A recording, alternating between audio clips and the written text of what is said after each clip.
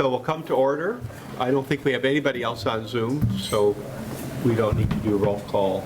Bob Sullivan is going to come via Zoom. Oh, Trying to get him the link. Okay. Matt said he emailed the link to Dick. Can we email Bob Sullivan? Or is it, am I CC'd on that? I'll go check my email. All right, so we're going to come to order, so why don't we just identify ourselves for the record, starting with Ryan. Ryan Hogan? Lynn Mazzulli. Sandy Kuipers. Dick Vandenberg, Michael Hutnick? Carol Gogolinski. and we're waiting on Howard, and Heather is an excused absence, okay? All right, everybody, if you look at your agenda, I have the warrant article review as number 5. Any objection to us doing that first, while we have people in the audience for that? No. Everybody good with that? Yep. So if you look at what was just handed out, we're going to go through those.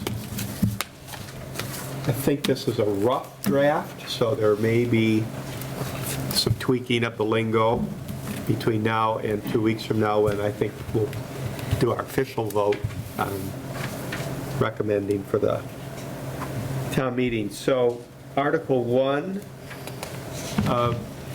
I'll just ask Matt, because you're here. Any idea who's proposing that one, Matt, Article 1? Who's proposing? Yeah, somebody's got to propose a warrant article, right? Is it from the finance department, or? Well, yeah, I administer your budget, so I suppose it's me. Proposing it. Okay, I'm just looking at a couple of things. so is it just wrapping up bills, pretty much? No. Yeah. So what I'd like to do, everybody, for each warrant article is just get a sense of why it's here, if it passes, why is that good for the town, who's behind it. Most of it's the select board, I think, but not necessarily if it's a citizen petition and so on. So Mr. Wojcik, can you speak to Article 1 for us?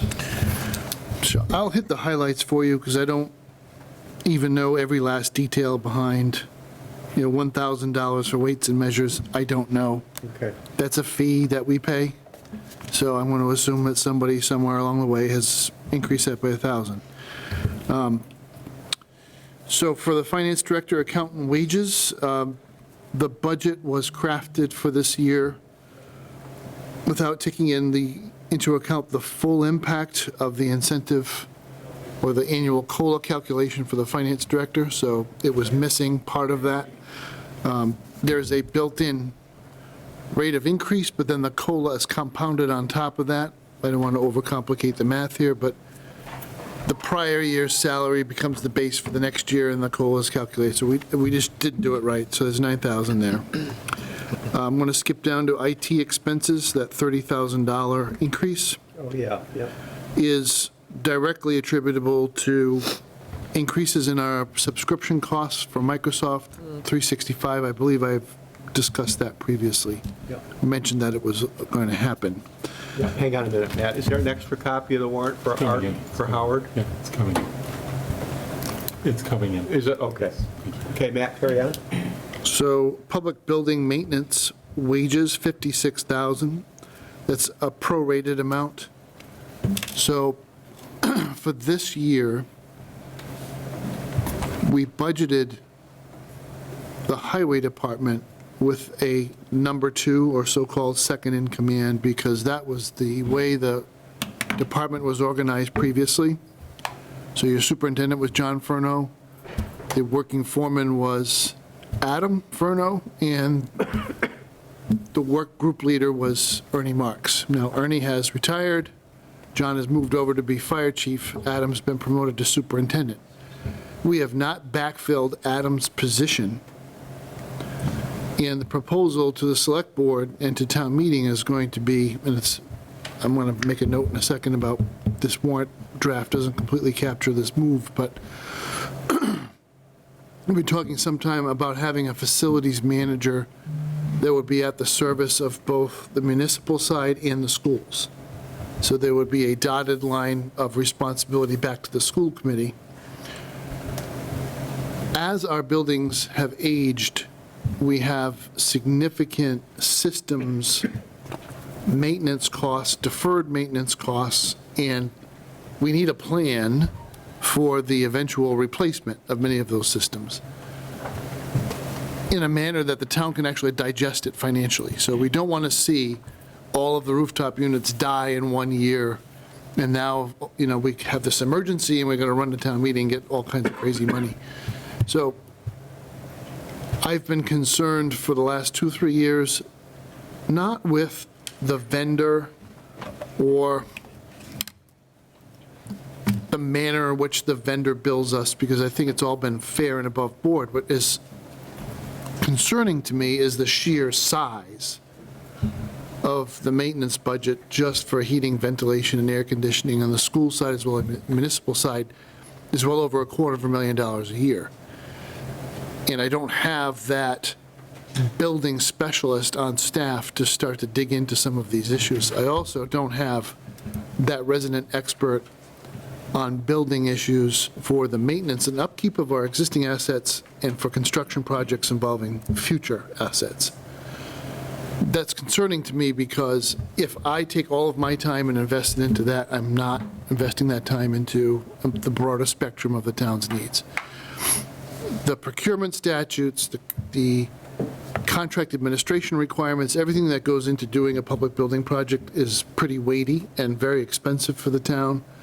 So this individual will be worth their weight in gold if we advertise it at Adam's base in salary when he was working foreman. So we're prorating the increase, but we're taking the full decrease. So if you're on page 2 and you look at the line just before the bottom line, there's an $80,000 decrease. That's the math around that position, proposed position. Now, the only thing we have to carry through the rest of the warrant, which I was paging through really quickly to see it, is we need to make a corresponding change to the personnel compensation chart. So maybe we'll put it in Article 3. Maybe we'll have it as a freestanding article. His facility maintenance is on there already. We did check that. It's in there already? It's on the chart. It was voted. I still have to assign a rate of pay to it from the compensation table. Did we put it in at M1 or M2? The grade was already voted on. The grade was voted Yeah. as a, Not the step, but the grade. I don't recall. no. But we did. We'll double check it, but So that's a change that will be between now and that's a proposed change. 2 weeks from now. Yeah. Question. Yeah, go ahead, Sandy. So we're not adding any employees to the roles? We're just, This is not an ad. No, Okay. I don't think we see anything else in here that represents an ad. so the 80,000 we're taking down is for part of the year, and the 56 we're adding in is for part of the year? For part of the year, the 80s for the full year. And then for the next cycle, it'll be made whole? It'll be in the budget. It'll be apples budget. for apples? Yeah. So you wouldn't plan to hire this building manager or whatever phrase is till next fiscal year? Is that what we're getting at? No, they'll be hired this fiscal year for a part of a year. With And the that's 56? That's where the 56 is prorated Okay. from the 80. Okay, I So got you. you- And the 80 is for the Ernie's position, essentially? No, it's Adam Furno's old Adam, position. Okay, gotcha. So that's what your figure is, this will be the wages for that building maintenance person, Yeah, will be 80? yeah. And I prefer facilities manager because it's a management level position with management responsibilities. We're not hiring a custodian at that rate. We're hiring somebody who can look at building plans and who from experience and capability is able to give advice on very expensive projects. One more question. So what would be the title of this person? What department would he fall under? So,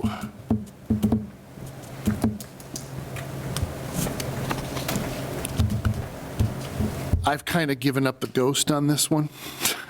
Because what I want is actually someone who could help out at Highway if they needed to.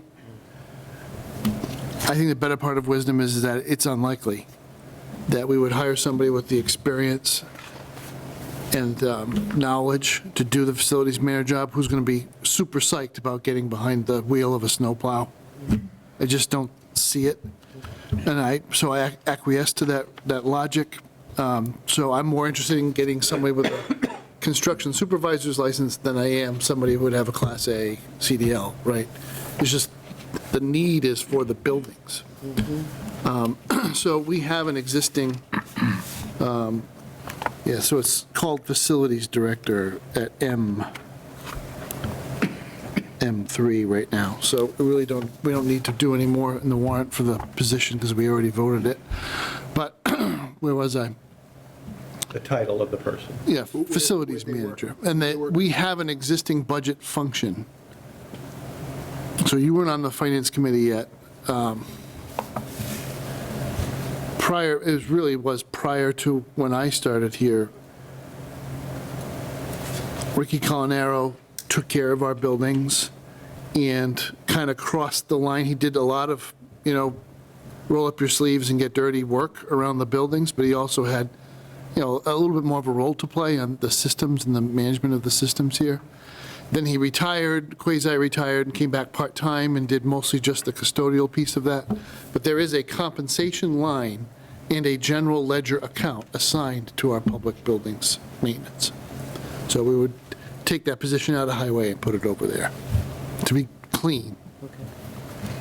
Okay, thank you. And just, I don't know if a lot of people know this, but the custodial services in our buildings right now are provided by a contracted firm. So 2 days a week, somebody comes in and takes care of the place. We don't have someone who comes in every day and does cleanup In the schools? here. Oh, okay. No, in the schools you have custodians. Okay, I was going to say. They even have a union, so Yeah. careful. And the Teamsters. The COA wages, so I want to be technically accurate in answering Ms. Kuiper's question, Mr. Chairman. We are going to be adding someone at the senior center who would have the necessary certifications to prepare meals. It's not a full-time position. It will not be a benefited position. So that's where you see it in Article 3, cook, chef, miscellaneous, MS-3. That's with it. So it's a new head, but it's not a benefited person. Thank you. The assessors, I'm recalling this is a software change, 10,000 that he needs that for. That, and also if you needed any consulting done for any appraisals. Police wages, I'll look to the chief. It looks like a calculation issue. Sorry, come up, Nick. Sure. I don't think I've ever seen you out of uniform before, Oh, well. Apologize. but that's okay. Forgive my appearance. I'm not out of uniform much, that's why. Yeah. So we had some adjustments because I don't know if you remember towards the end of the fiscal year last year, we were juggling some personnel. So after the budget was all said and done, I had 2 sergeants, 1 sergeant left, 1 sergeant retired after the first of the year, so his vacation time, even though he was retired and gone, he was still on the books for his 6 weeks vacation. So we were paying him his time off, but he wasn't here, so I had to backfill those shifts. I had to fill that slot. Instead of going without a supervisor, I filled the 2nd sergeant spot, so they both started on the 1st, July 1st, so I had a supervisor throughout the summer. The 2 people that we hired, the one for the additional position where we put 1 officer in the school, neither one of the officers that we hired had experience, so we had to send both of them to the academy. They're in the academy now, so they won't be out till December 6th, so I was shorthanded 2 people throughout the summer. One of the hires, I had one officer who changed careers. He moved down to South Carolina, and he was a step 1, just came off probation. So the person I hired to replace him was an experienced officer who had 8 years with another department. So I couldn't start him at step 1 because he would be coming here to lose money. So we didn't have to send him to the academy, didn't have to train him. He was already a part-time officer here. He was ready to step right in. but that was a significant difference in salary that I had budgeted from a step 1, just coming off probation, to a step 5 with the new contract. So add all that up, I looked at, Gene, we looked at where I was at for money and what we've been spending on average throughout this point of the year. And going through the rest of the fiscal year, I would have been shorthanded for those reasons, so that's why we're asking for the money now. And speaking with Jean, it's easier, she likes to do it now instead of wait until May, so that's why I'm here. Any questions, anybody for the chief on that? All right, thanks, Nick. Thank you. Appreciate it. Thank you, chief. I'm also going to defer to the fire chief and deputy chief on this. John or Kelly, you want to speak to the 7 and change for fire? Good evening, everyone. Chief? The 7,000 is an increase. We had a firefighter EMT that just finished medic school, so he's been bumped up in pay. That's what that reflects. And it's also the deputy chief's contract. It renews in November, and that'll be a COLA and a step increase. That's what the 7,000 is. And then the next two things, Yep. just the fire and the ambulance. John, you want to walk through those? Sure. So fire expense, unfortunately, we've had a major breakdown with the ladder truck. It's just still in the shop. It's been there about 4 weeks now. It's a very labor-intensive pump repair and a new alternator. It's just going to cost around $17,000 for that repair.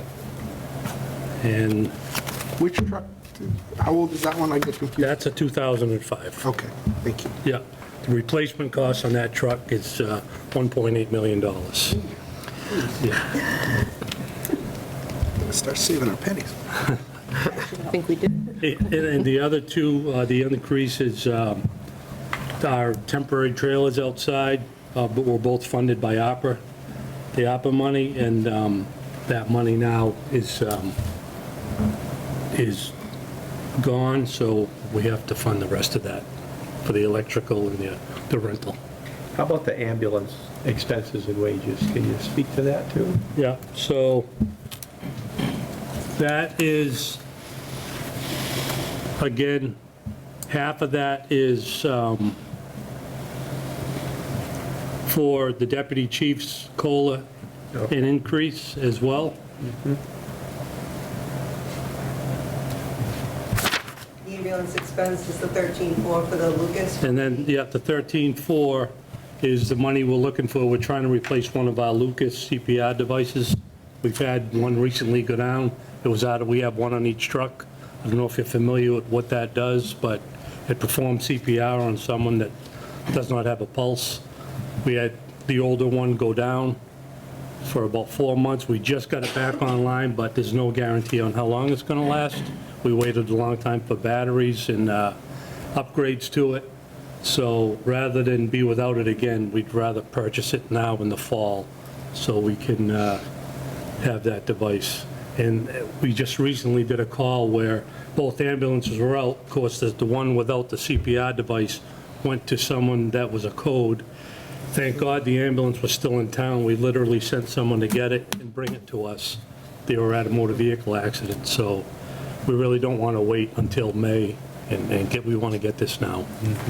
Are we getting two? One here and then one in the capital budget? There is one in the capital budget. We want to replace both, yes. Okay. So if I could, the reason why we're putting it in the expenses so he can buy one immediately out of this ambulance expense line. So this 13.4 in Article 1 is to replace that money because it was unanticipated. And then the other one is going through the capital process. Okay. Normally, we would have budgeted both for the capital. But John, Right. the chief felt he Yep. needed it right away. Fair enough.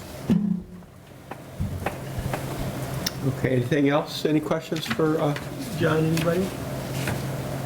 Okay, Thank you. thanks so much. Thank you. Thank you. Matt, can you keep walking us through some of these?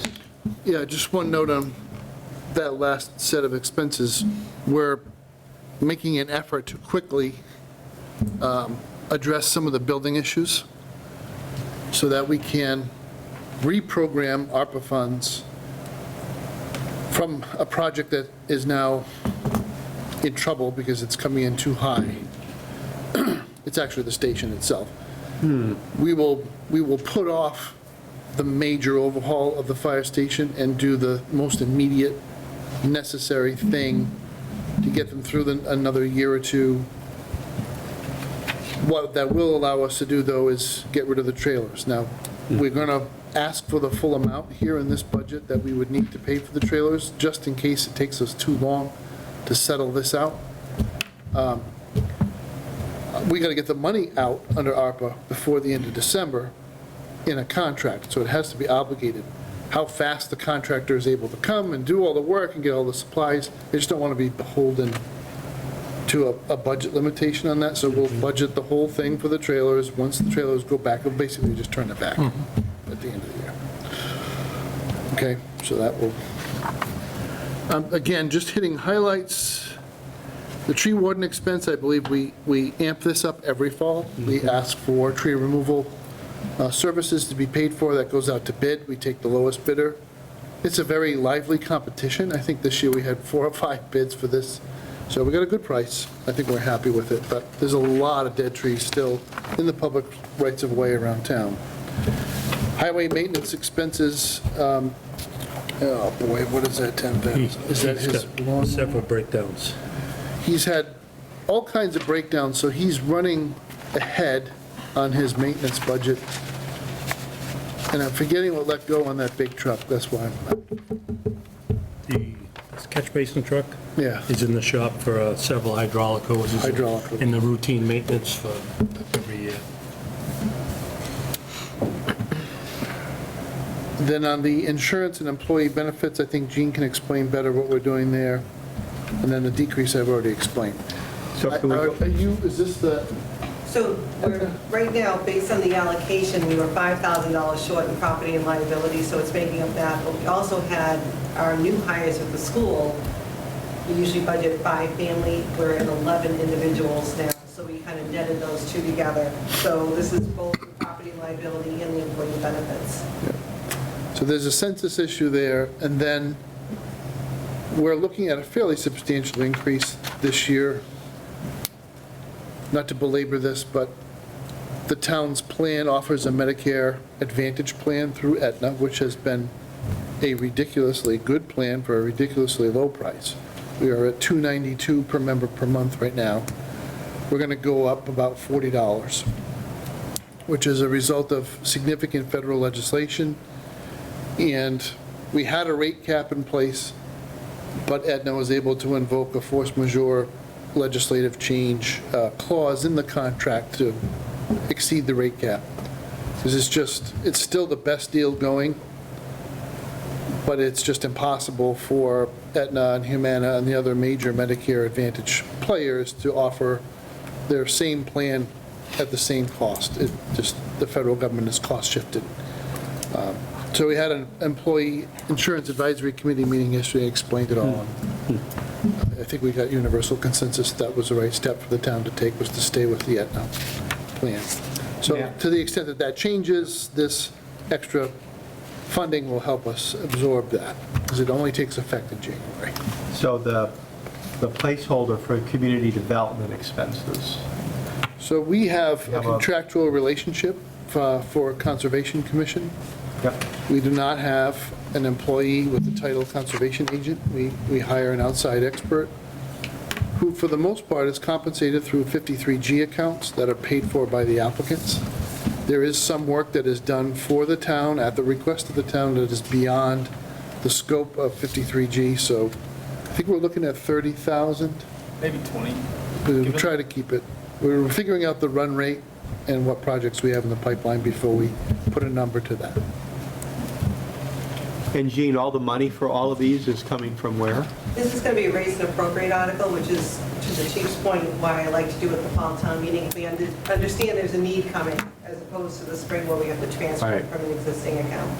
In addition to whatever is needed for the conservation agent, we will also put 20,000 for highway bounds. I don't know if you recall, maybe, it was a couple of years ago now, where we used to have individual articles, but there's such a long list that just adding it to their expense account and just having them address the needs and just have it as part of their annual appropriation until it's completed. But where does the money actually come from? Taxes. So we will raise it from taxation. So until the tax rate is set, we're allowed to raise and appropriate. So it will be set after the town meeting. Because raise and appropriate, the raise, it means it could come from any number of funding sources, correct? No, it would be a transfer. So this raising is from the taxation. So it's your cherry sheet and your real estate taxes, personal property, all those together. That's you raising the funds. So we can do that before the tax rate is set. Okay. I actually went to the state website this morning to see what raise and appropriate actually meant. It's a dual authorization. It's an Because authorization. raise to implies levy- raising taxes. To levy the tax, don't use the word raise, it's to No. levy the tax. No. But raise is the verb here. Yeah, because you're raising the funds Yeah. From where, though? from your tax base. But you could take it from other sources too, it sounds like. No. No, Okay. the term of art, you're saying that you're going to raise and appropriate this from money raised from the taxpayers, from the tax base.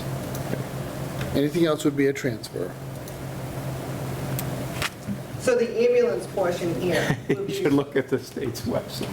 the Anyway, ambulance portion will be a transfer from ambulance receipts reserved for appropriations. Yeah. That portion to fund the ambulance expense and the ambulance wages will be a transfer. But all of the other pieces, except for the decrease in highway wages, everything else will be added to that budget that we funded in the spring. So we look at the annual budget as two pieces. The piece you vote in the spring, and then we revisit it, and we vote the second. Any amendments we have to in the fall.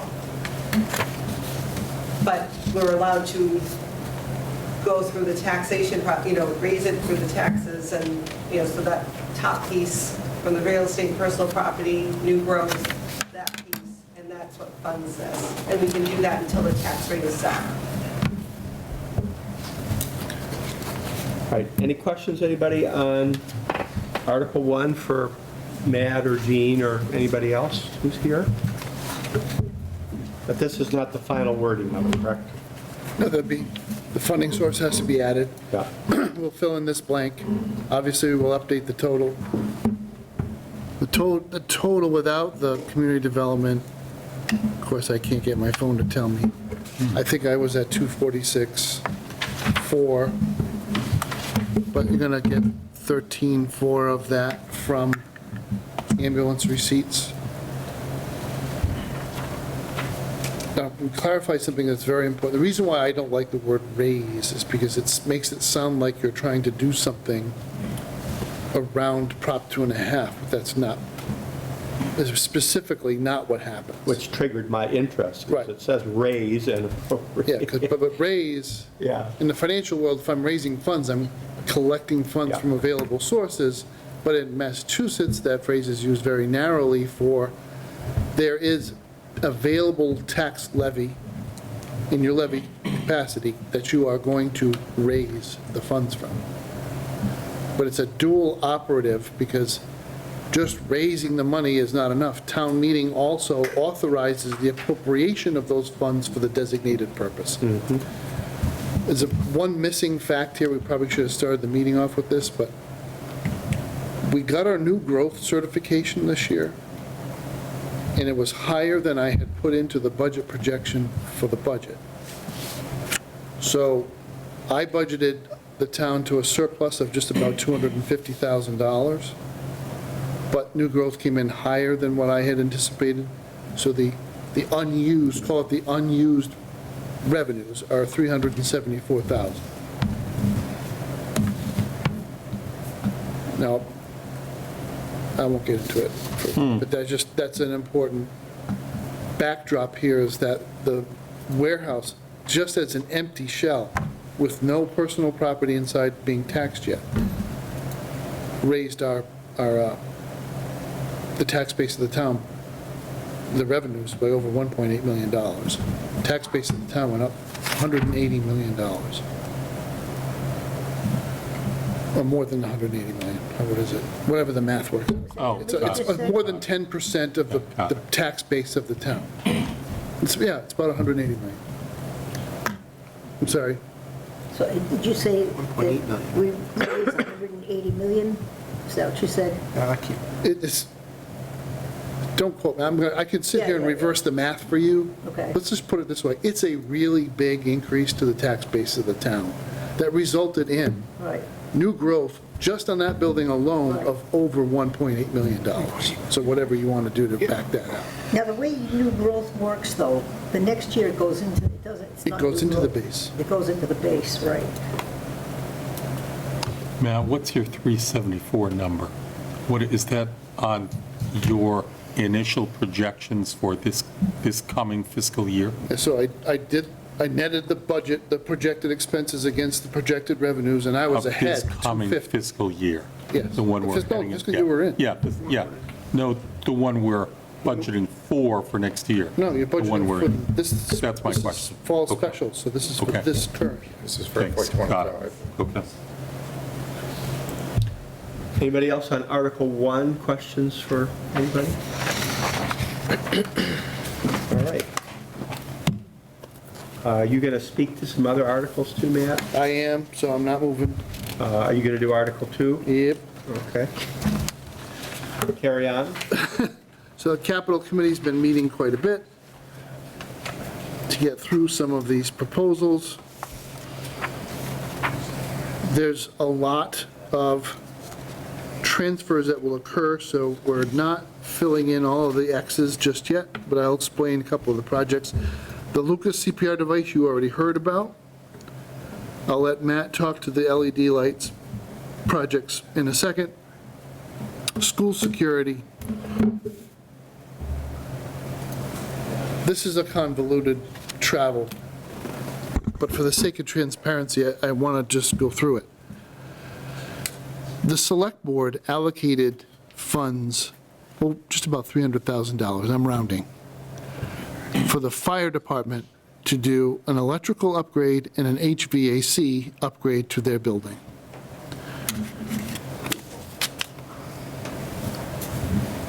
The engineer,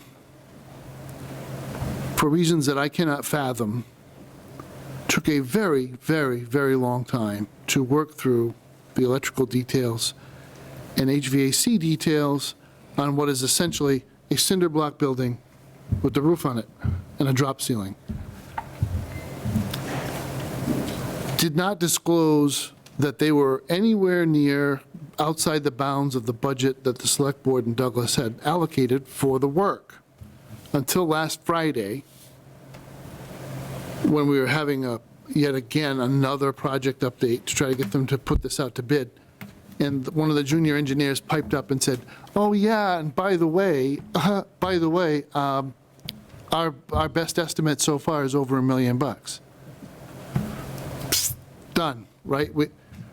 We can't even begin to contemplate spending that much money without a much more thorough conversation. You know, what I asked them to do was spec out some new receptacles, right? A generator, and an upgrade to the master service panel.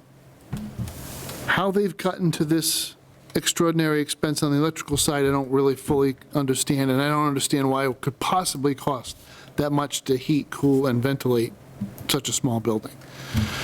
It's too late in the season to parse through all of this, still go out to bid and get a contract, and I personally don't feel good asking town meeting to make up that difference without doing that investigation. So the question becomes now, if we're going to put the project on hold, we still have to move the ARPA money out the door. We had already allocated money to the school security cameras project in the ARPA discussion. And if you recall, we got a very competitive bidding process in what we think is an excellent system, it was more money than we had set aside. There's a theme here, which is inflation, and there's just a whole bunch of stuff up beyond our control. So what we did, the school committee voted that instead of doing all 4 buildings at once, they would do 2 buildings. I asked the vendor to please commit, and they have committed in writing, to honor their bid price up until December 1st, to give Douglas Town Meeting the opportunity to consider funding the full contract for all 4 school buildings. That was before this happened with this project cost overrun. So what I think we're going to do is we're going to authorize, go to the select board, ask them to authorize a certain amount of money for the fire chief to make the minimum necessary improvements to his building so we can get rid of the trailers, as I've already intimated. That would still leave us with money. Because, talk about, let's say there's 200-something thousand dollars left, and and the chief is authorized to spend up to 80. We'd still have something like 120 left, right? I want to move that over to the school camera project, and only what's left would we ask town meeting to fund, so that we can be finished with the school camera project. So I don't have a figure to put in here yet, because I need the final quotes and estimates from the fire chief, and I need to net that out against a couple of things the town has to buy to enable this project. So we have a couple of switches we have to install at the schools, and that is on the town's responsibility, some PoE switches, because there's a lot of data coming through with all this cameras. So that's, I'll stop there. Are any questions about that? So Matt, in terms of timing, the things that are listed as just XXXX, in 2 weeks, will you have a pretty Oh, consensus of absolutely, those? yep. Okay. Any questions at this point? So that will be the 4 schools. So instead of asking town meeting for all of the money it would take to do the 2 schools that were remaining, I'm going to ask the select board to move money from an ARPA project that doesn't make sense anymore over to the school security project, and only ask town meeting for whatever is left. So instead of asking town meeting for 250,000, I'm hoping to ask for 120 to finish that from free cash. And the ARPA money is coming to an end, correct? I have to obligate it by December. I know there's been an extension, but you know what? We're getting to the point with single audits, and all, it's just better to get it all done. Just get it all out of here. Anybody else questions for So the Matt on ARPA? Quote on the fire station that we went to town meeting for, they're saying that doesn't work You anymore? didn't go to town meeting for that. Those are ARPA. That was an That ARPA was project. ARPA, okay. Yeah. So, but we did have a quote, like, in order to, We had an estimate. an estimate. All right. Maybe you can understand why I'm so surprised. Yes, The engineering firm that did a very good job on the generator project here at the municipal center is the same engineering firm that we asked to do the fire station. It is a smaller generator. It is a smaller building, right? So I'm not thinking that we're going to spend anywhere near as much as we spent at the municipal center for the fire station. right. So when it became evident that we had the need to do some air conditioning work, mostly for air quality issues Yeah. around all the diesel equipment and the gear and all the rest of it that makes it a bad environment inside the building. Not to be cavalier, but how much could it, I mean, this is me thinking out loud, how much could this possibly cost? Right? I mean, I don't even know how many rooms we got in the place, but it's not many. Most of the space in there is equipment bay. Not all of it has to be ventilated at the same level of intensity. So what I'm really saying here is I don't have the time to value engineer the specs that McRitchie has come up with and still feel like I have enough time to bid out the project and do a good job of advertising it and getting competitive bids, and then settle a contract with the successful bidder before December 31st. I just think it's a tall order. Yeah. And the thing is, I don't want this pressure to artificially impact the decision-making process, the quality of the decision-making process of the upgrades at the fire station. Because we default to not quick fixes. This is an opportunity, while the town still has this kind of revenue and kind of assets at its disposal, to put into place solutions that will last for decades, not 5 or 10 years. If we wanted to do this on the cheap for 5 to 10 years, we certainly could. We could do it even in the operating budget. At the same time, we're not overbuilding because we're trying to stay within the existing footprint for this particular part of it. We just want to make the building more efficient and modern, because we charge everything, right, with lithium batteries and everything else. In the past, we didn't do all that. So that's where I'm at with it, but I saw this as an opportunity. Look, I've got a project that's only going to be half done. I got another one that's way over, so why don't I just take the money from the one that's way over, satisfy one project in pretty much completely, and then go back to the drawing board with the chief and the building facilities committee and come up with a good plan for the fire station going forward that Makes sense. may or may not involve a more Yes. robust program. Time is of the essence. Time is of the essence. Thank you. When you work with engineers like that, do you give them any type of like guardrails or scope of project to say, listen, we don't have $3 million to work with in the budget, we've, Yeah, so it's like, this is your budget, and here's the, Yeah. there are written documents that went back and forth. This is specifically what I'm looking for you guys to do. It was a designer selection process, but it was really quick because, again, not only did we finish on time here at the municipal center, we finished under budget. So everything I had at my disposal was positive that this firm was the right fit for Douglas. They were just the right size, they were prioritizing our work. I think this is an issue of the electrical side is still really strong, the mechanical side was not as strong, and it may not have been the best assumption to think that they were in the same firm, so they'd be at the same level of proficiency. But we've been deeply disappointed with the mechanical part of this. But it was a shock, absolute shock. If somebody came back and said, you know what, you didn't account for inflation, so your $300,000 project's now $450,000, would you be surprised by that after all that's happened in the economy in the last, I wouldn't. But to say that it's more than triple what you budgeted, there's a huge failure to communicate. It's not really on our side. Because we didn't really ever change our scope. Cadillac system of types.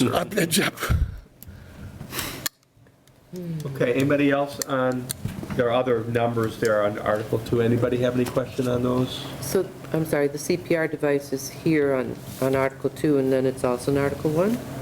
So there's two of them. Oh, there's two, we're buying two. Got it, thank One you. for now, one for later. Got it, thank you. I have a question on the post office lights that, So we haven't gotten to that yet. oh, So Matt is our Green Communities guy. Oh, look at this. Go ahead. Sure. So our post office project, LED lighting upgrade, just the total cost. There's a utility incentive that's probably going to apply to this, but the reason we're applying for these now is because there's an opportunity that National Grid will cover half the cost if these are installed before the end of the year. It's not, I don't know if we're going to get there or not, but it's an opportunity for us to get these done before the end of the year. They cover half the cost. If not, the utility incentive would kick in, and the cost plus incentive is here. So we're asking for the full amount, but one way or the other, we're going to get a net reduction. We're either going to get 50% off or the utility incentive is advertised. This is the LED interior lighting for the post office. The Doug Social Center lighting was already done through a Green Community grant. do they pay their own electricity or we pay it? With the lease? That's a triple net. I think They pay their own electric bills? we report the information in our Mass Energy audit. We report the information, but I don't think we pay for them. It's part of our Green Community accounts. so they pay for their own electricity. Right. So if we didn't get this, it's no skin off our nose, they just pay more for electricity. Right. So really, you're showing a simple payback there of 3.32 years, Yep. is that correct? That's right. But again, if they're paying their own electricity, Well- there's really no payback. Let's just take it one step back. The adult social center is in the basement of this building. So we have a meter there for the town. Okay. I don't know, if is this just their This is- condo upstairs? Yeah, we did the adult social center 2 years ago. It's just, So that's already been taken care of, so we were already LED efficient in the Yeah. social center. The other thing, though, is we were able to get them to move quite a bit on the rent. So we're being a good partner here. They're pretty much going to double their rent. so I was wondering, do they even make any money on this? No, no. It's one of those small-town things, right? The lease is an abomination. Yeah, Right now, it's $51,000 a year, wow, right? So we're going to get them to go, I think we're pushing them to 109 yeah. 109 a year? a year, which isn't too bad, but we need the space desperately. The thing is, I don't feel like it's a good idea to move the post office in this town. I think there would be pitchforks and torches out in front of the municipal center if we took people's ability to go to that convenient building and they had to either relocate to another town or to some other part of Douglas that's not as accessible. Knowing the postal service, they would close this branch and run you out of Uxbridge or some other place like that. I don't want to be the town administrator who does that. I just don't. You don't want, I thought we were doing good, getting a better lease rate, you don't so, want that to be in your epitaph, right, Matt? yeah. Yeah. I'm just, Carol, I got to be honest with you, because it's only 51 grand a year, I don't Right, study this lease. I'm trying to remember for the dickens of, we probably would invest more back into this building every year than they pay us, Right. because we paint the place. Paint it. We just did. We did a huge repair on the HVAC, Yeah, so we're a commercial landlord yeah. for this financially weak entity, right? And so we only push them around so much. We just paved the parking lot. The thing is, it is our building, so if they do leave, Yeah. we would have the benefit of a more efficient building. So, Any questions for Matt, anybody on the green Matt Benoit. community thing? Matt Benoit. How about, do you have a similar worksheet like this for the, maybe I'm jumping ahead, the town hall Yeah. interior lights too? Right. Want to look at that a minute then, Mike? Payback period here is 4.3 years.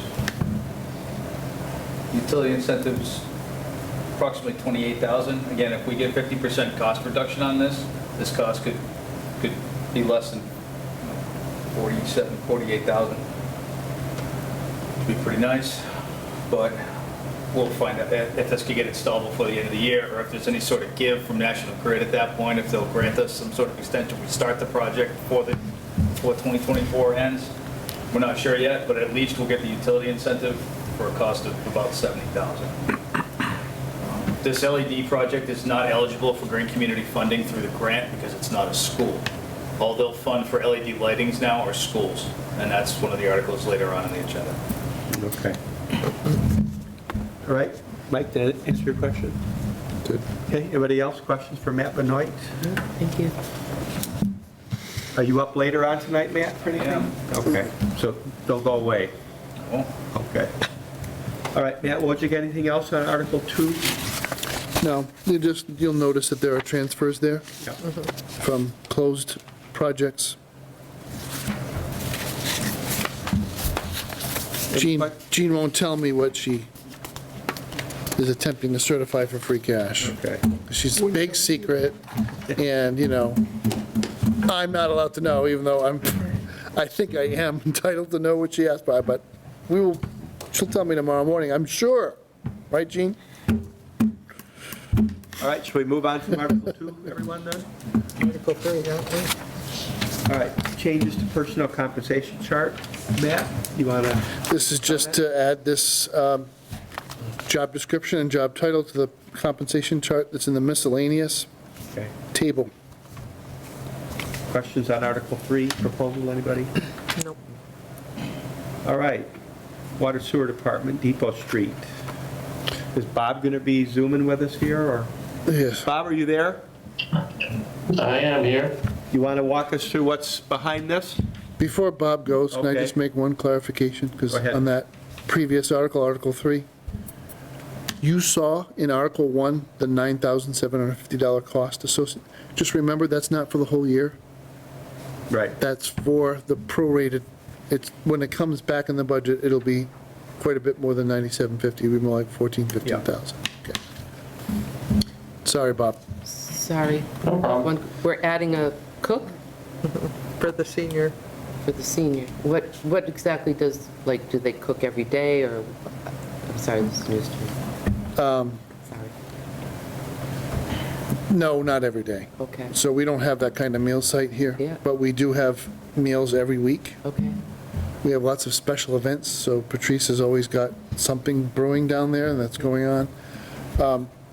The fact is, right now, it is the senior center director who does most of the cooking, Okay, and there's a real downside to that. That means that she's not on the phone, she's not right. working with people, she's in the kitchen cooking, and it's been cost-effective to this point. Yeah. We have a very popular senior center. We have a lot more people patronizing our center than we did 5-6 years ago. And they're all from Douglas? Most of them are from Douglas, but it's open to anyone. So Douglas people can go to Sutton, Sutton people can come here. So, And that does happen. and that does happen. Social networks or such, yeah. Right, Let's go play cards. okay. Yeah, How kind many of hours a week is this position? 19 or less. Okay, thank you. Yes, not benefited, that's what I always key into. And there's a rate associated, I don't know, I haven't memorized my comp chart, MS3, step 1. I think it's like $19, $20 an hour. Thank you, Matt. Robert, you're up. Okay, good evening. So the Depot Street project, it's been discussed several times. We had the article in November for the funding to do the engineering for the project. This project's to replace the water main from Main Street to the end of Depot Street. This has been one of the problem areas, one of the very few problem areas that we have discolored water anytime there's any main rush of water going down towards Main Street or Gilboa Street or North Street, somewhere in that area. It discolors the water on Depot Street, which is why it was one of the perfect projects for the ARPA funds because of water quality issues. That was one of their key criteria in the beginning. So we started the engineering. We're done with the engineering now. We're going out to bid tomorrow for the construction portion. We received the bids about a week ago for the materials. So we just need to sign that contract tomorrow to purchase the materials. Part of this project's being funded by the ARPA funds. There was right around 1.4 million earmarked for this project. The project will be substantially more than that to complete the project. As we were going through with the engineers, originally we had anticipated doing a mill and overlay. When we looked through it further and did some core samples, turns out the road above the municipal center isn't sufficient to mill, so we would have to do a complete reclaim of the paving. So the intent is to reclaim the road curb to curb and put all new asphalt down, base end and top coat. This will increase the size of the pipe and install a new pipe from the main to the municipal building that you're in now, both for fire protection and municipal water, or drinking water, domestic. So that's going to increase the available fire flow to potentially make the second floor usable at the municipal building. So that's kind of the overview of the project. Not sure if there's any questions. Bob, do you feel that in 2 weeks you'll have a harder number for us then? So the bids should be due on the 25th. So that'll be the date that I should have a hard number. The difference between the ARPA funds and what the contract comes in will have to be, it's probably a mixture of funds. There's a little bit of Chapter 90 money being used to do another project that we kind of rolled into this one to repair a culvert along the way of the project. The head wall of a culvert that was collapsing. And then there'll be some funds that'll have to be borrowed. I'll be working with Gene on presenting this to bond council perhaps tomorrow. I'll have to verify that with Gene. So it's going to be a very tight time frame as to when you got to get your article out. This may be something that if you don't feel comfortable recommending, I think you have a meeting the 22nd. Yeah. Yeah, so we won't have the bids in at that time. I'm not sure if this will be one where we can get a more finite number and meet prior to town meeting to put the dollar amount in and seek a recommendation from the board. So you mentioned that there are going to be various moving pieces in terms of funding for this. It sounds Yes. like it. So when we meet in 2 weeks, the Finance Committee, will that part of it be a little clearer? Which pieces will be doing what, or are you still going to be uncertain on that? It'll be easier to determine the numbers once the bids come in. Okay. But, you know, until we know what the dollar amount is, it's a little unclear as to all the funding sources that'll be used. Okay. You know, if we have really favorable bids, I might be able to do it, you know, reasonably out of the retained earnings, but I think it's going to be a little higher than that, just the price of everything after COVID. You know, everything kind of went substantially higher, so. I have a Okay. question. Question, yeah, go ahead, Sandy. At what point is the project not worth it? What's the dollar amount? I wouldn't say that there's a dollar amount that would consider the project not to be worthy. I mean, there's multiple aspects of the project that make it a reasonable project, and I think if you put it off saying that it's not worth it, then you're only going to pay more in the future. The price of this project will just go up substantially each year we wait. So If I did this project 4 years ago, it would have been half the cost. So the benefit of the project is getting this building up to snuff? Or is, Getting this building fire protection, it also, like I said, this is the one road that I get water quality complaints anytime somebody runs a major flow downtown or over on North Street or Gilboa Street. If we have a major rush of flow, if the fire department's either doing training or if they have a fire and they need to pull water, or they're doing a flow test at some of the new warehouse buildings, it stirs up the water on Depot Street because that's the path that it takes from the water storage tank. And the pipes are old in Depot Street. They're very old cast iron pipes. They're tuberculated, which is probably one of the reasons you don't get as much fire flow as we'd like. okay. And they're a little bit undersized. So the velocity coming through an undersized pipe is greater than a larger pipe, which stirs things up. Okay. Thank you. Anybody else for Bob at this point? Okay, Bob, any final comments for us? But no, I just appreciate your consideration for the project. Okay, and we'll wait to see what those numbers are, correct? Yes. All right, thanks, Bob. Thank you. Thank you. Point of order, Mr. Chairman. Go ahead. What is the dates that the special town meeting warrant has to go out to the public? We have to have it to the printer by October 28th. So will Bob have to have his number by that date to have this hit the warrant for this special town meeting? And he expected his estimate in on the 25th. So this committee won't be able to meet between that 3-day gap, correct? Won't be meeting in that 3-day gap. You are not currently scheduled. Okay. So we won't have any further input on that warrant prior to, let's say, a meeting the day of. Correct? As a practical matter? Is it practical? Okay, thank you. Okay, Article 5, eminent domain, who's going to speak to that one? Is that you, Matt Benoit, or not? No. Is it Matt Wojcik? I have the dubious distinction this evening of trying to explain complicated things.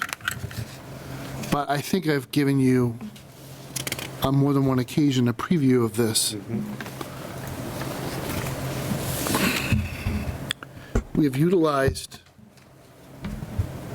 the process under Section 16 of Chapter 30B, which is the state procurement statute, to designate these two parcels as unique parcels that have a number of characteristics that make them highly favorable for town purchase in contradistinction to any other parcel that we considered. So we did a feasibility study on numerous locations for future town building.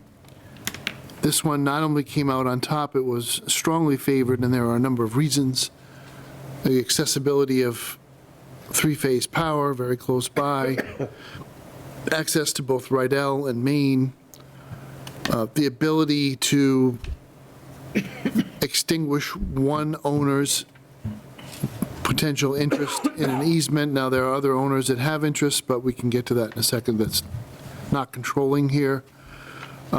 And proximity to our existing facilities. So the ability to share resources and be in close proximity to each other in the center of town. So we met that threshold, determined the property was unique, and entered into negotiations with the owner, because the owner owns both of these parcels, around price and other considerations. And arrived at a price, which is, I believe, disclosed now in Article 6 as $875,000. So when people hear this magical phrase, eminent domain, they think you're taking somebody's property and basically giving them nothing for it.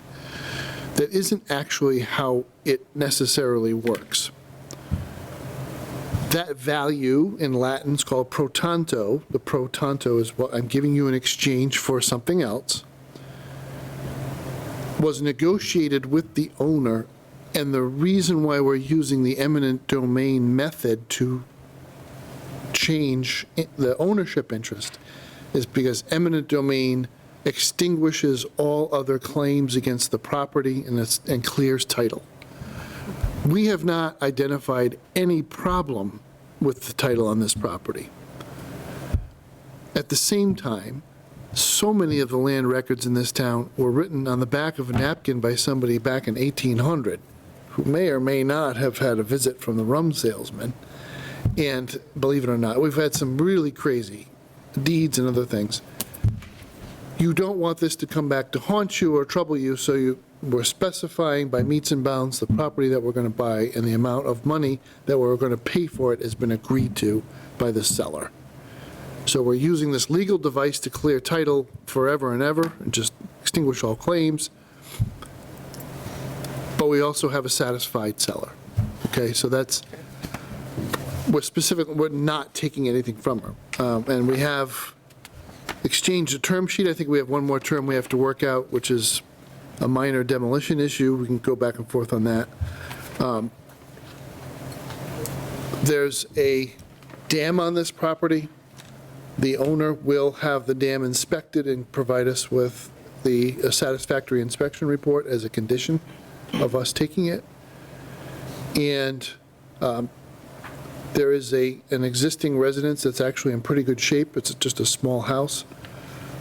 But that value of that structure justifies the difference between the 875 and the appraised value that our professional appraiser established. My view is if it is a good structure and it has good bones, we should use it, either for staff to work in or staff to rest in, because these are people who plow streets all night. But tearing down something that has value just doesn't make any sense to me. It's a waste of resources. So that's how we That's the taking part of it. The price is on a separate article because we will follow that two-step process. One is the taking is a legal move. The authorization to the select board to purchase at a certain price is a separate move entirely. So we will have a funding source here. Going back to the different ways, sources of funds for this, I'm not exactly sure how much is going to be left of the unused levy capacity after we do Article 1, but there will be that much.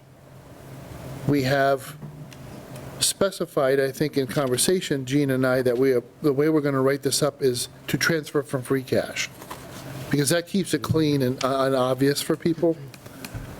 But I do want to give you a little bit of sense of why we feel confident in the funding mechanism here is we have retained a very large amount of money in the overlay on the possibility that the warehouse owner might challenge the value that was assigned to their building and seek an abatement.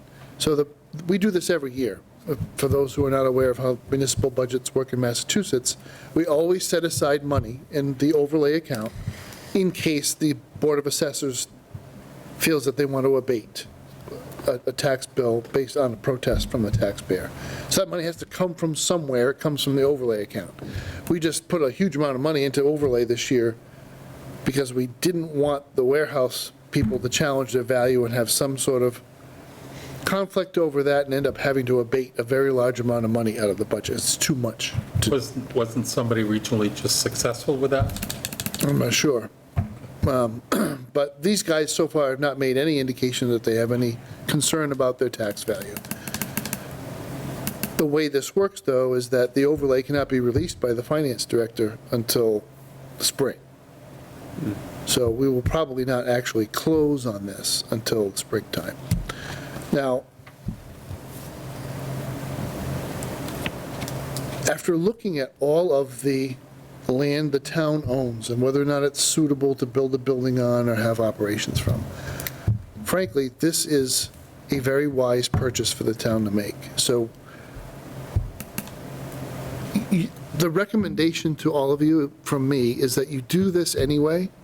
So if the highway barn is 1 year out or 2 years out, or you, as a town, you decide to do something else and build a bigger structure, this is where you want it, was what the conclusion that we've come to after a lot of study with a lot of help. It's in the center of town. It's co-located with other town facilities. It's ideal for a highway barn because, let's face it, you don't want to go to bed at night in a snowstorm and hear everybody back, the backup indicators on all the equipment, beep, beep, beep, all that. So it's basically a low-level light industrial site, and we're going to put it in the woods far away from most people. There are some neighbors there, but it's not the same as putting it in some of the other places that we had contemplated. And most importantly, the track record at some of these places wasn't the greatest. I don't really want to go around 104 Main Street, which is the old Buckeye property, with an excavator and start trying to figure out what's under the ground there. And I really don't want to do that in Buff's old dump behind the old Veterans Hall either. There's some questions you just shouldn't ask. And so we are going to get a 21E on this property in advance of town meeting. So town meeting will have... Which is what again? An environmental phase 1 report. It's a historical inquiry into the uses of the property and a site visit from a qualified environmental scientist, which happened today, actually. Okay? So, Article 5 is the eminent domain part, and Article 6 is the funding part, correct? Any questions, anybody, on either of those for Matt? I kind of have a question on looking at the plan here. It says Rydell Brook, and it's like little checkerboard, the different color there. What is that? Can you see down the bottom? Very challenging my eyesight, Carol. And you're doing better than me. Turn around, Carol. I think that's the pond, Carol. Okay, so that's the pond. Now, there's the brook there, too. The brook is the blue line that goes Now, down we're gonna have Rydell a Road. problem- We're gonna have a problem with that, 'cause what is it? Brook is, it's considered a river. There's a crossing there now. I know, but what about building? If you can't build within 200 feet of it, Oh, that's a big piece of property. okay.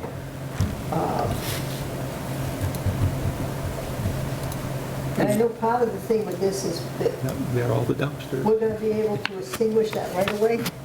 It's all over by the town. We will have most of the elements that we need to. We will still have to negotiate with one or two other landowners, We will, huh? because I'm very optimistic, Yeah. Mr. Chairman, through you to Carol, because they have access rights to Rydell Road. Right.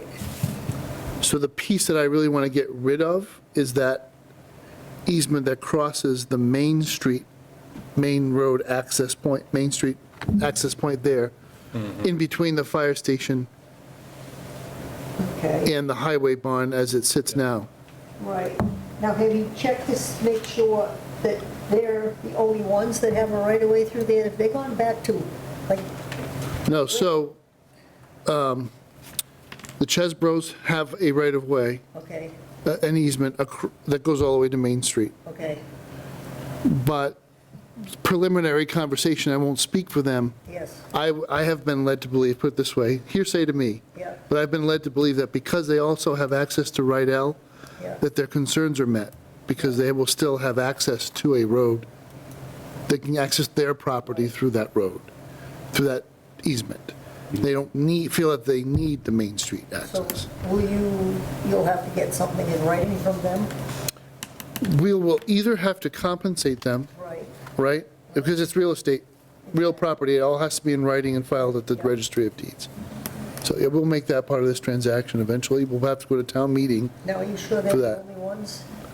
I don't think they're the only ones, but I haven't seen a deed yet that names the rights. So I think Because the It's- problem is, Buxton doesn't concern me, so I want to use the names of the property owners. Buxton doesn't concern me, Tebow does. right, And he does have, so stop clicking, Matt, just for 1 second. Just give me Tebow's. See, he's got that okay, access point out to Rydell. right, So even if he does have an easement Yeah. across our property down to Maine, yeah. he doesn't need it. So the question would be, will he be willing to part with it? Has anybody worked on that yet? I mean, before we start spending $900,000? Well, I'm not worried about anybody having the easement. I would love to extinguish it with a wave of a wand, but if I can't, it doesn't matter because we would have it. So by virtue of purchasing the two Olson properties, Right, we would have deeded easement rights to Main Street right, that other people can't interfere with. but you don't bet on that, You can't build on it, no, we would use it as a driveway. yeah. Do we not have access to Main Street now? No, our two properties front on Main Street. Right, right, But if you built in the back, Nobody can interfere with that, is what nobody can interfere with it. And we also, the Olson properties also have access to Rydell Road.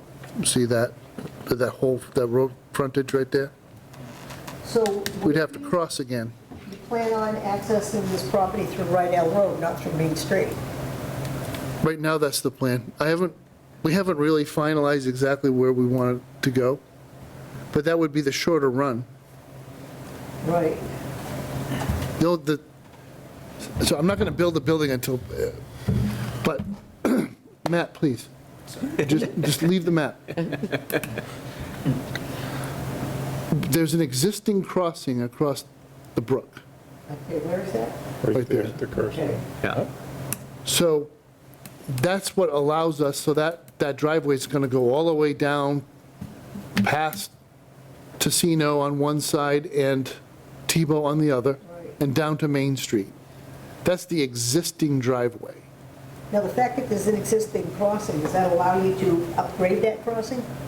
I ran into this in Rhode Island, they wouldn't let me upgrade the crossing Well, you in know, Massachusetts. when you go to hell, they don't allow you to not throw coal in the fire. Obviously, I doubt that crossing is going to take care of the size vehicle. It wouldn't, but, you know, it's actually, I think it's a little bit different in Massachusetts. I think the fact that you have an existing crossing means you've already made a number of Right. decisions about whether you would allow it.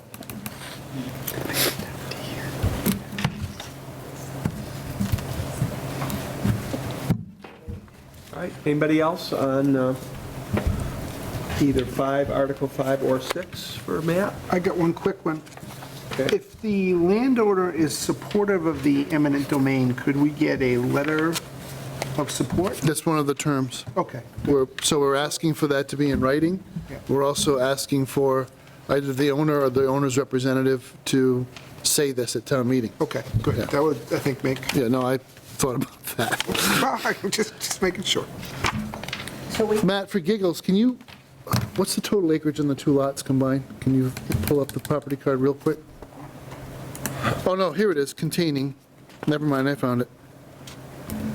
One's 7.4 acres, the other's 7.39. No, Almost 15. almost 15. one, I thought you said 1.7. No, 7.39 and 7.4. Oh, okay. So 14.8. The kids keep telling me I didn't get those. I gotta be good at math a little bit. Okay. This side of the room heard the one. All right, we ready to move on, everybody? Combined, Oh, you yeah. had good Yeah. fun, okay. All right, let's go to Article 7 then. I think I'm done. It's the Matt Benoit show from here on. Okay. So Article 7 is a general bylaw amendment article, scenic roads. Who wants to speak to that one? I can. So what's behind this, Matt? So a lot of scenic road applications have come in recently from the highway department for dangerous trees. And what this is, this gives the tree warden an opportunity to take down dangerous trees without having to go through the long permit process. Because if they're a health risk or dangerous for falling, they need to be taken down right away. So this gives the the tree warden the opportunity to take those down and then notify the planning board after the fact. That's the only change to this. The rest of the language is in here because of the numbering changes.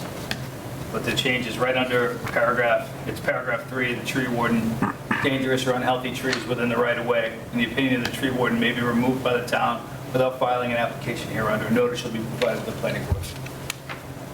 So that's the substantive change here. That is the- It enables the tree warden to act Right. more quickly. Yeah.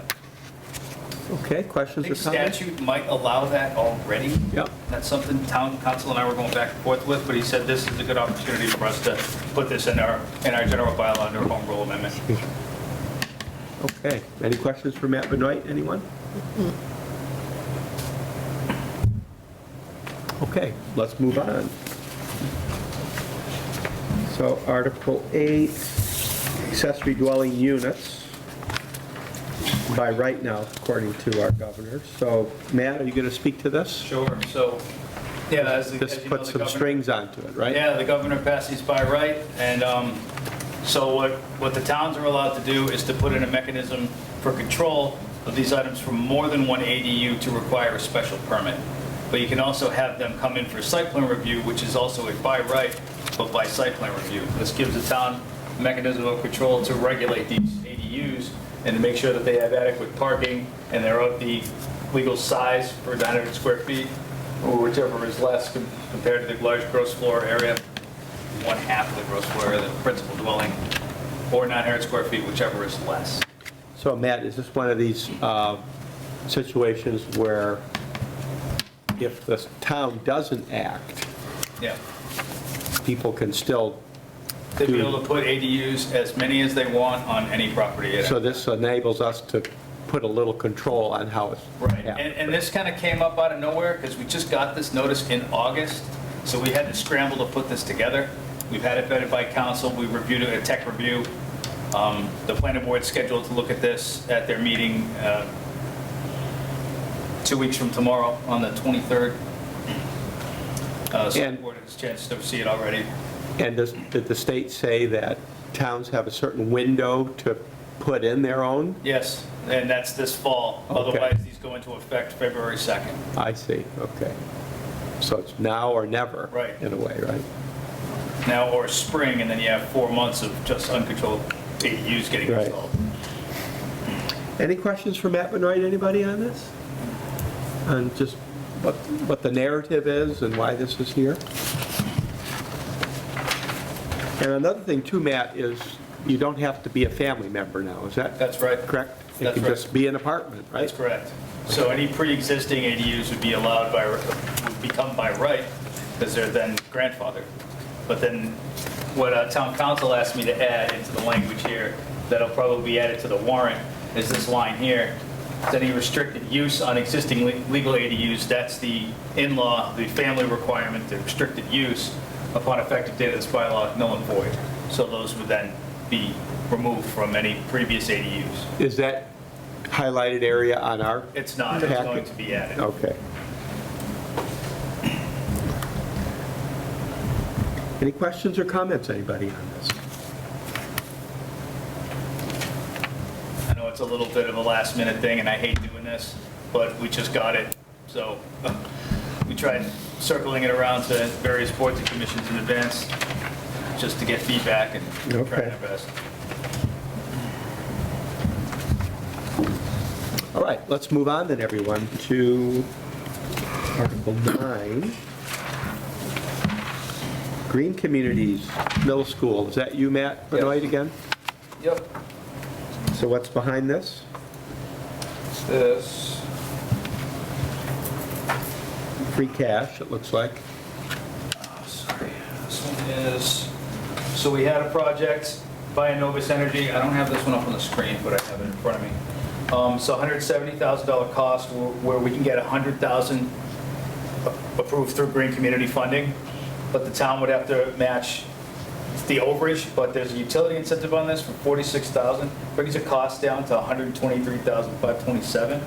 If we have CMRPC administer the grant, it's an additional $4,000. So the overage we're looking for is $27,527. I know we put in a request for $30,000, but I think I'm going to narrow that down to $28,000. And that would cover the excess overage for the cost, and then plus the $100,000 for the green community grant that we're applying for. That application is due next week. Okay. All right, questions, anyone for Matt Benoit? We'd obviously only do the project if we got the grant. Yeah. Yeah, the funds would only be made available if we get the grant, right? So.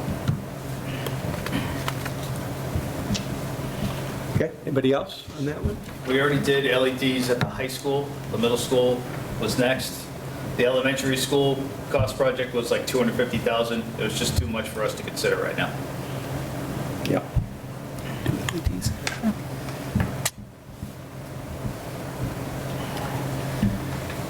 All right, should we carry on, everybody? Who's going to speak to Old Douglas Road abandoned rights and ownership? Matt's laughing because Yeah. he knows I love this topic. Yeah. This is my favorite thing. You love Old The Douglas whole Road, plan. Matt? It's, I have lost my wits on this stupid thing, but I think we might finally be able to put it to rest.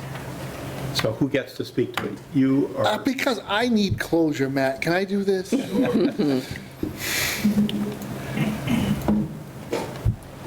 This is the land that the town took from Mr. Sullivan, if you remember. He gifted it to the town, then he ungifted it. So we went to town meeting and we took it for $1. We ended up settling for, I don't know, $14,000. It wasn't a lot of money, it just wasn't a lot of money. And those two parcels right on the Webster line, That go to the tower, right? no, the tower's the next lot over, and it's Oh, is in it? Webster. Okay.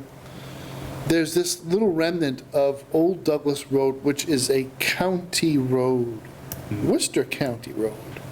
Now, when Worcester County went the way of the dodo, what happened to all its roads?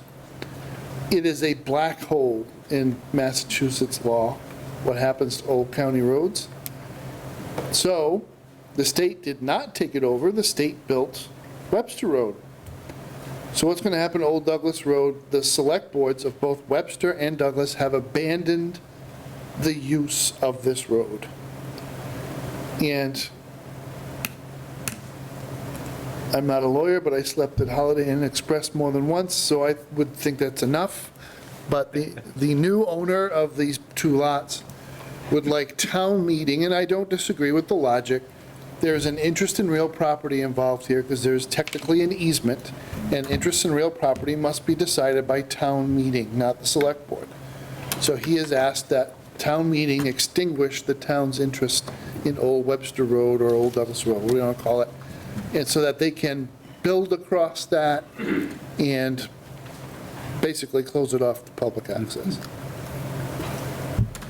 So is it Old Webster or Old Douglas? If you are in Douglas, it should be Old Webster Road. If you're in Webster, it should be Old Douglas Road. So it is Old Webster Road on the plan that was submitted by the applicant, I think that's correct. and on our GIS, it reads as Old Douglas Road, which is incorrect. So this article should be updated to read Old Webster Road, abandoned rights and ownership. Yeah. So is it the person who owns 2 and 3? Yes. That's looking to have it? Yes, And who owns? the state. one, That's State Forest. Yeah, The state forest owns that. right. So It's the path in the woods that One heads up. sliver to there Big along the Radio Tower. line like that. Where?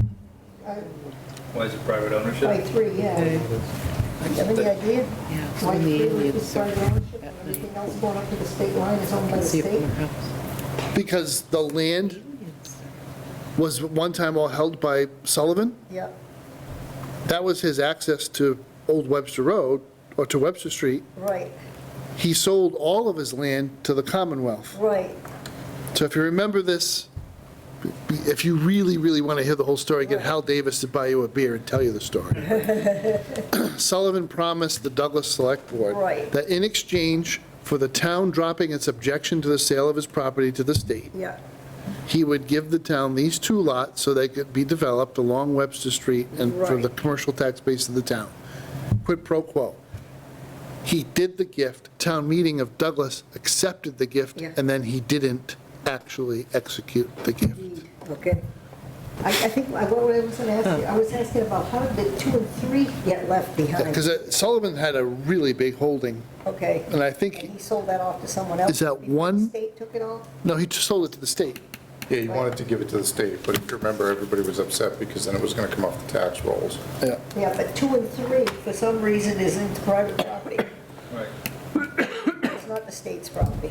You know, No, the town. so had it, the and town then we took it Right. by eminent domain in order to force his hand. Right, We settled for some paltry sum. right, Then we advertised that land for sale. okay, It was bought by a couple of gentlemen out of Rhode Island who said they were going to put, it was almost funny, yeah, a pizza shop, a cannabis shop, and Right. something else, and I was calling it Pizza Potatopia, if you Yeah. remember.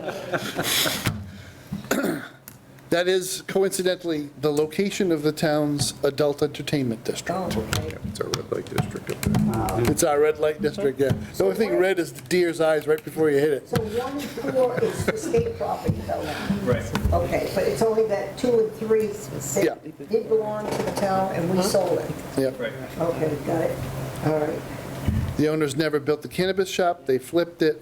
yeah, It's been sold to one of the economic interest Pine Pine Sand and Gravel. okay, And they're proposing storage in other, light commercial use there. okay, okay. But that road, that easement thingy gives the lawyer agita because he doesn't want there to be a problem if he puts a fence across to fence off the stored items, et cetera. I remember my father-in-law telling me that before they put the Webster Road where it is, how he got stuck there. It was all dirt, and this was probably 1930. So it's kind of, before anything's developed there, if you care to, it's really kind of spooky to walk down that road because there's patches of pavement and old street signs, and it just looks like it's been abandoned and taken over by the wild. Yeah. It's kind of cool. Kind of neat up there. Ever Do you been, know if the pot's been abandoned in Webster?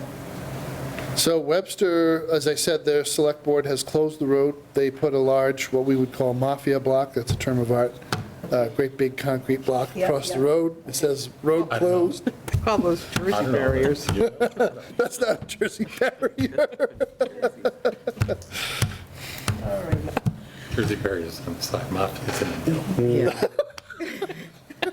So this article would only abandon this section of road between these two parcels. Okay. It wouldn't abandon the rest of it. Could someone call for that on the floor at town meeting to abandon the road in its entirety? Oh, I'll give you the tricky answer. If the moderator allows it, Yeah. if it's within the scope of the article. Can't we put it right on this, right now?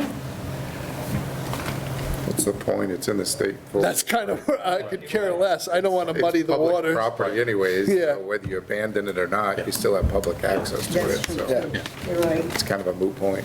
yeah, you're right. All right, let's move on then. There's a wicked good blackberry patch just past the.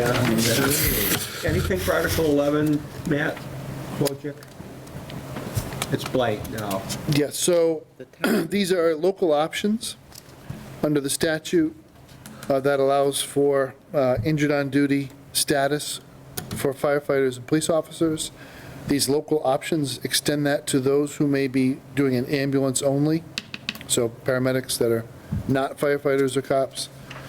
And since we are hiring people into that job description now, we would like, we're certainly going to recommend that the town approve this so that the same injured on duty protections that apply to firefighters and police officers apply to your, So in 2 weeks, there'll be Medics. more verbiage for that, then, correct?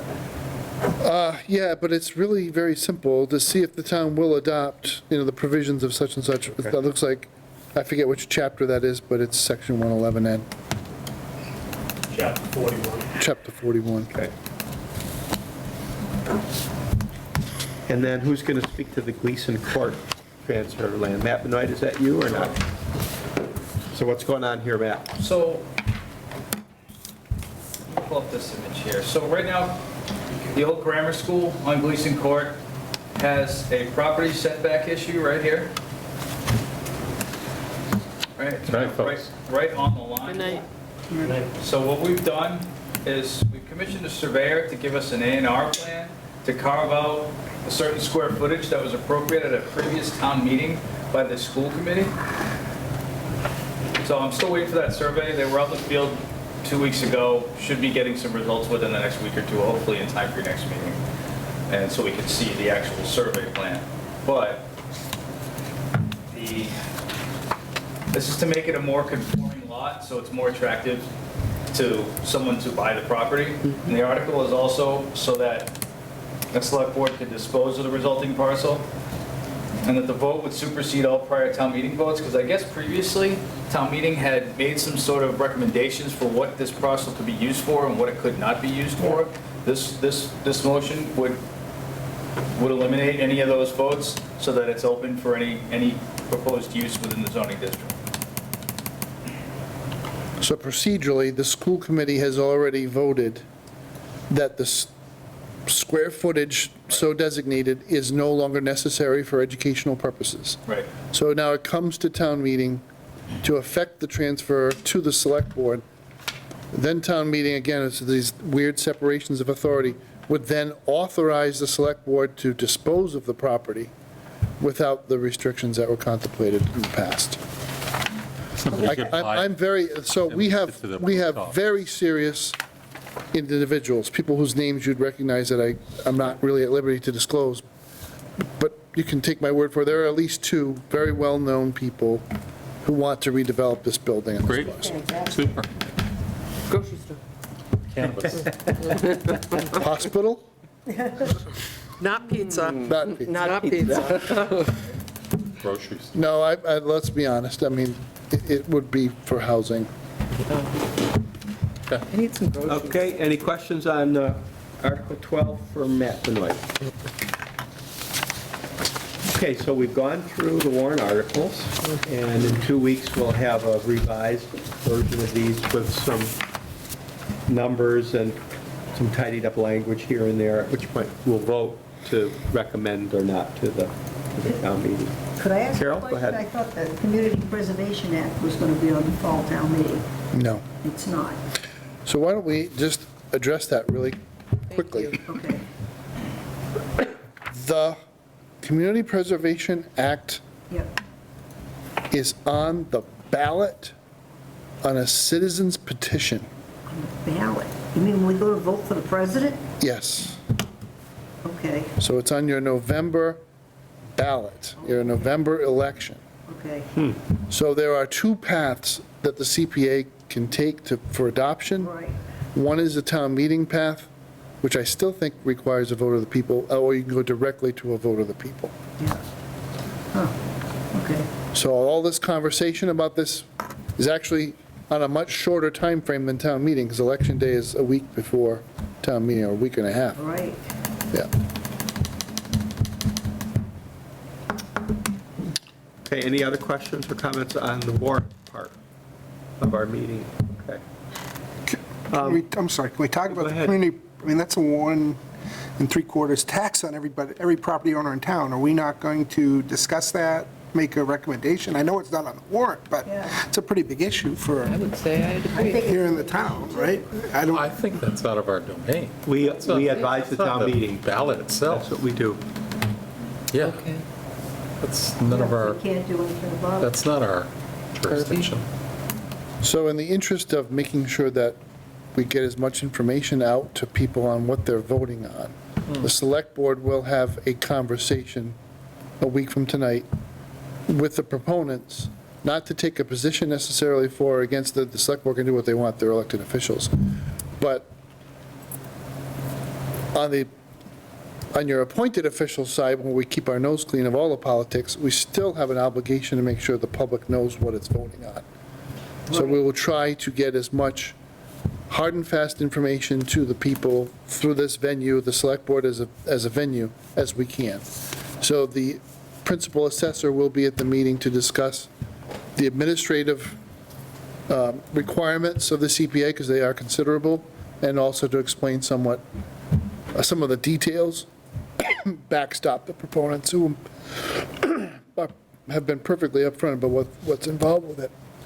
So how will the citizenry know of that selectmen thing? Is that going to be advertised online? It's a select board meeting, right? So that's going to be posted, and I'm sure we can put a little extra notice on the website and other places, but, Or signed by the fire department, watch the selectmen meeting? So. Well, so you to- could, to but- Ryan's concern, what is the date and time of that select board meeting? so it's a week from tonight, so that would be Tuesday, the 15th at 7 o'clock. Okay, Okay. and that information can be accessed by attending virtually. Attending the meeting in or person watching the at that video meeting. online, yep. Okay, When, the video though doesn't come out that day, does it? No, because it's shown live, right?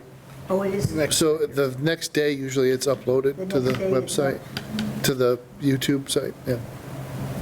does that help? so, I've been absent the last few meetings, so I don't want to appear critical, but we just had a vote in the summer of, which I don't think was publicized well enough in terms of getting the money for BVT outside of the levy, right? And on that particular day, communications kind of went like wildfire through Dynamic Douglas and other sites, and thus a rather simple vote almost got defeated because we were passed by one vote, right? Right. Could we ask the proponents to come to our next meeting to talk about this? I don't agree it's not in our purview. It's a tax increase for the town. A potential tax increase for the town, excuse the language. I don't know how the finance committee can't be involved. Well, with we that. advise the town meeting, right? That's what we do. That's our rule. We propose a So- budget to town meeting. So This is every not a- warrant article has the magic words, finance committee approves, this doesn't approve or has no opinion. We're not in the position to just, we can give opinions on everything we want, but our function is basically to advise the town meeting. So if there was something on the warrant that had to do with it, we swing for the fences, but we're not in, that's really not what we're supposed to do, is speak outside of, we can speak outside of it, but our role is basically to advise the town meeting when it votes. That's really what we do. I'm curious what the specific charge says. I don't know if it refers to town meeting in any way, but So if there were a warrant article about it, it would come before I understand us. your point. Yeah. I just don't agree with it. I understand it, but I don't agree with it, that's all. Does it not impact the revenue numbers that we opine on? That does. So that would come up in the context of the budget then, No, right? it go into a separate fund. And the presidential rates, all of those impact the money for the budgets that we apply on. So just from, I'm walking around town, Equate it to someone says, revenue. hey, my tax bill just went up by 2%. Right. What did you guys talk about it, do anything? Well, we didn't do anything. That seems crazy to me. We didn't discuss it, we didn't have the proponents come and talk to us. It just kind of appeared on the ballot, and, I mean, it's a But local tax. you'll notice it's on the ballot. Right, It's not at the town meeting. right. So it goes above what the town meeting does. I 100% Different. agree with that. Not necessarily I above, just but don't, agree we're limited to the town meeting, that's all. I think what Ryan's trying to get at, and I'm not trying to put words into your mouth, but I do agree with you that the perception of the general community will become their reality of my tax levy just went up. Right. And nothing was done about it at the local level. It wasn't discussed much at the local level. Maybe the select board has a conversation at one meeting about what the interest, the intent, the repercussions of all this are. But again, and there is some culpability of the voters at large to educate themselves on what they're voting yes or no for. But at the same time, I think. But if you don't watch that selectmen's meeting, the voters aren't Exactly. going, it's going to show up on the ballot, you're not going to know what. Exactly. It's not going to be part of, Yeah. at least for the other election, the questions, you get a mailer from the state, at least attempting to explain it. It's just going to show up on a, You're not suggesting we'd put something on our... no? I'm Then not. wouldn't it be the same whether you watched our meeting or not? You wouldn't be informed? Maybe we should put something on it. I have a couple, one of my suggestions would be to have the proponents here, so at least on a second forum, it would be discussed. The timing's not going to work out, I think a separate mailing, if we had an opinion on it, could go out. I don't, They can take an opinion on it tonight. It doesn't do any good, it's just an opinion, but I'd like to put it out there, what we think about it. Could you do that? You are meeting October 28th, correct? 22. 22nd. 22. All right, so I got my 3 days Yeah, mixed up sure. on that bid Yep. closing date. Okay. So I think you that could might- post it for your agenda. I mean, listen, it's a conversation. Carol, It's I'm not before the sure election. everybody's read all the details behind it I to think we know quite a bit about it. talk about it tonight. And because I think that it's something we could say, that this, we could send our opinion on to the selectmen before they have their meeting in a week. Well, Dean, you had your Again, hand up. all they're doing is, Right, but they should, they could at least say what we think.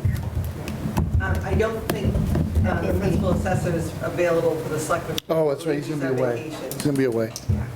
So if you were to have somebody here, I mean, I don't think it would hurt to have a presentation to this. Yeah, board. I forgot he was think going away. To Dick's point, that you would comment on it, would be more informational so the public sees it. yeah, I guess. I mean, I have, It sounds like you want the public to see. rather an opinion, I have numerous questions, like who decide, I mean, who recommends to town meeting? There's some sort of committee that's supposed to be, but it lists positions we don't have here in town. So I'm not even sure who's going to, there's 5 positions listed, and if you look on the state website, but 2 or 3 of them, we don't have positions in town that necessarily match those. So who's going to recommend the projects to town meeting, I believe is how it would work. The money would be collected in a fund. Committee would recommend the funding of projects to town meeting, who would approve them. That's what I read online, that's my interpretation. But I don't even know what kind of projects are eligible. I don't know. I just kind of caught wind of it. It was a op-ed in the Blackstone Valley Tribune about it, either last week or the week before. I watched, the proponents came to the selectmen maybe a month ago and briefly discussed it, but the details were rather loose. I just think as the Finance Committee, we should, it's almost our obligation to give the public some education on it, whether we decide to give our opinion on it or not. I mean, basically, it's a 1.5% override forever. Yes. That's what it is. Again, just thinking about the mechanics here, Mr. Chairman, if I might, I totally forgot that Chris is going to be away on vacation. I have good reason to be forgetful, I'm not going to get into it. I'm going back to the fact that if you want to, as a board, as a group, discuss this on the 22nd of October, I think he'll be back by then. Yes. So the way you could think about this, you do have a charge in your authorizing bylaw to inquire into the operations of different departments. And the assessor can discuss the administrative impact of the CPA. And that's just a foothold to have a broader conversation about the ramifications of the proposal. I guess why I keep defaulting to Chris in my own mind is, as your lead administrator, I look at what Chris describes to me as what he would have to do his job and implement this statute as something that's significant enough for people to know about before they consider all of the other merits or lack of merit of the other aspects of the proposal. It's a complex statute. It's really hard to read. So it is also difficult to administer. That doesn't mean you shouldn't or should or should not pass it. You should be aware of what your town government will have to do to administer this. Now, the only other thing I will say is that even if it passes on the ballot, it will still have to come to town meeting, because it's town meeting that will form the authority, pass the bylaw to create the commission to administer the fund once it's created. So you have choices as a town that have to be made by town meeting, even if it passes the ballot. And that would be a warrant article. It would be one or two. Finance Committee, yeah. Yeah, but if it passes the ballot, that would Right.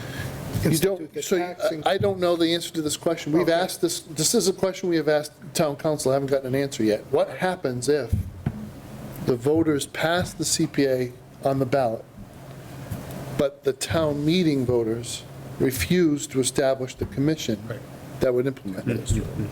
Because that's going to dip into your operating. Because and I mean this as a praise to the town of Douglas, that is exactly what would happen in Douglas. Like, because every problem I run into is like a law school exam question in this town. And it would be just like the pattern that I deal with, that they would pass at the ballot and the town meeting would say no. Then it's kind of like, oh, shoot, what do we do?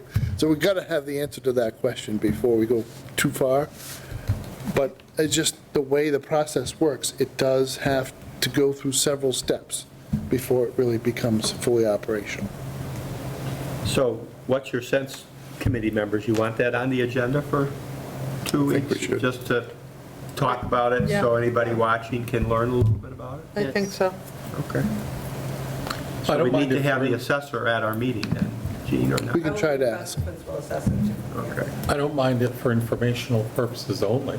Right. But it's not something I believe we should be offering our individual opinions here, sitting on this board with that in front of us with regard to a vote at an election day. And I have a perception some folks want to perhaps get toward offering an opinion.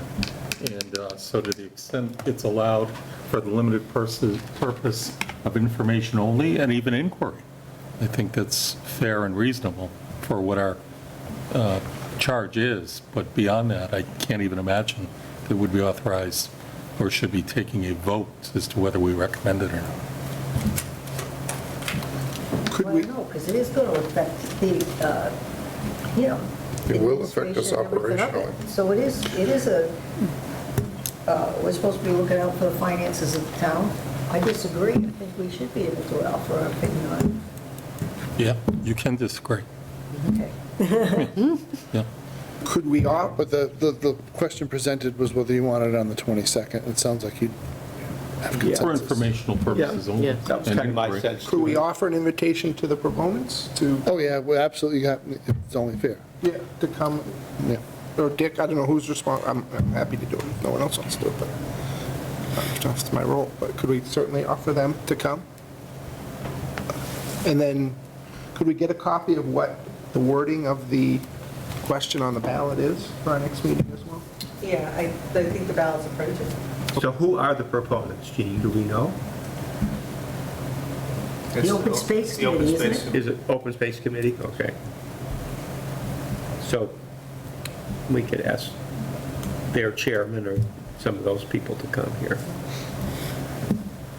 All right, any other, Mr. Wojcik, do you believe it's something that town council could opine an opinion that quickly as to whether or not we had authority to offer our recommendations or not?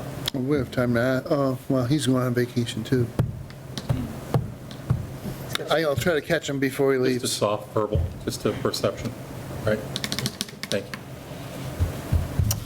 you. okay, let's keep going. So we'll do that, put that on the agenda for next time in 2 weeks, and then we'll have the updated lingo for the warrant article. Anybody else on the agenda for 2 weeks from now? Right, we look at our regular agenda. I have Matt, general update. Anything else, Matt Wojcik, you want us to think about, or you're done for tonight? There's a lot here. Gene, any reserve fund transfers? There are none. Okay. Let's look at the minutes of September 10 minute, Good okay? night, Matt. See you, Matt. Good night, Matt. Thank you. Thank you. You guys have your copy of September 10 minutes? Yes. I read them before I came. Okay. You have a copy of some of them. Does anybody I'm know? going to excuse myself too, Mr. Chairman. Thank you, Okay, Matt. see you, Matt. Thank you very And much for your time. RIP El Tiante, Right? the greatest Seriously, fan right? attraction. Yeah, Yeah. and he never made the Hall of Fame, though. No, Too bad. You're welcome. Somewhere I have my hat from 12 years old. with Really? his autograph on it, yeah.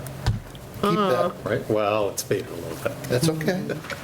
Howard, did you need to see them? if you haven't. So any comments or questions on the minutes of September 10, anybody? Some of us have read them, so Yeah. you want to make a motion, I Sandy? make a motion to approve the minutes from September 10 as written. I second Motion that. made by Sandy, seconded by Lynn. Any discussion, anybody? Okay, all in favor, say aye. Aye. Aye.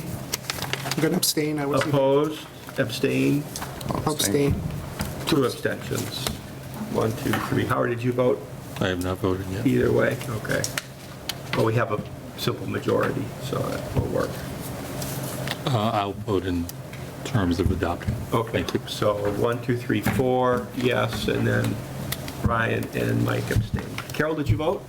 Yeah, I voted yes. Okay, so 1, 2, 3, 4, 5, yes, all right. All right, so just looking ahead, we've got the warrant articles for 2 weeks, and then Ryan's suggestion that we have a discussion on just what the Community Preservation Act means. And then we'll probably meet before the special town meeting, maybe, Gene, to go over those numbers from the water and sewer guys. Could I just ask for your next meeting, are you going to request that department heads attend again, the ones that were here this evening, or are you satisfied with your answers tonight and you feel like you can take your vote? I think it's mostly some numbers and some wording, but you want the department heads back again, everybody, or we pretty good? I don't I think think we need them. We're good. I think we're good. I may ask Mr. Sullivan to attend, he's still online. Yeah, Okay. he's got Because a, there's some holes there, I agree. yeah. All right, anybody, anything else? Motion to adjourn. Sandy moves we adjourn at 8:55, seconded by Lynn Mazzulli. Okay, all in favor, say aye. Aye. Aye, opposed, abstained, motion carries. We adjourn at 8:55.